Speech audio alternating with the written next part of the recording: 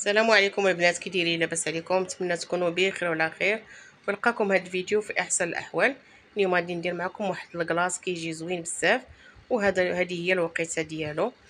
غادي ناخذ واحد الشونتي، واحد كلاص بالفاني راه كما كتشوفوا معايا، ونسطرو ديال الحليب يكون مجمد، راكم شفتوا مثلج. وهادو ديال الباطور حتى هما دوك الحديدات كنديروهم في الثلج باش كيصدق لكم مزيان. واحد الفاني ديال الفلون، اي نوع بغيتو الفلون، بغيتو ديال البنان، بغيتو فاني، بغيتو كراميل، اي نوع كيعجبكم ديروه.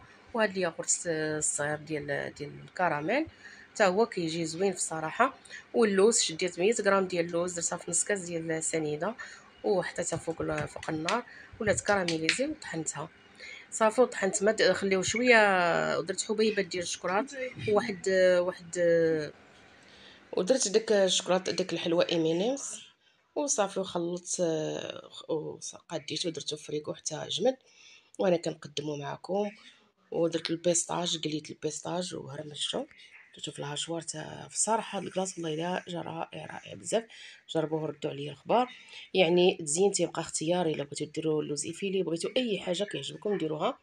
ودرت في الجناب بيبي شوكولا لان ولادي كيعجبهم، ما كتعرفوا الدراري كيبغيو الشوكولات صافي. وزيكزاكيتو بصوص كراميل، بغيتو ديروا شوكولا، بغيتو ديروا كراميل، بغيتو ديروا اي حاجه.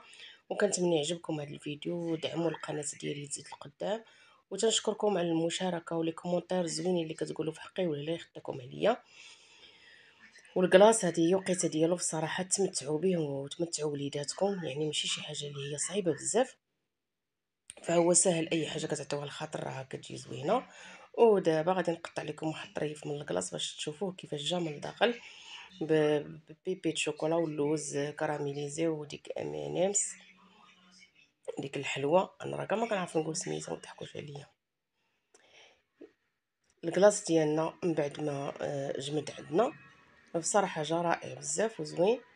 وقد ما كديروا الكلاص كديروا فيه القوام ديالو، كديروا داكشي كديروا شي حاجه اللي هي كروكو من الداخل، كيجي زوين وكيجي بنين. ولا يخطيكم، وتنشكركم بزاف على التعاليق ديالكم. جا بصراحه غني من الداخل وزوين بزاف وبنين. جربوه وردوا عليا الخبار ولا يخطيكم عليا يا اعز الناس. شكرا لكم على المشاركه والمتابعه ولا يخطيكم. الكلاص تيجي رائع بزاف، جربوه وردوا عليا خبار.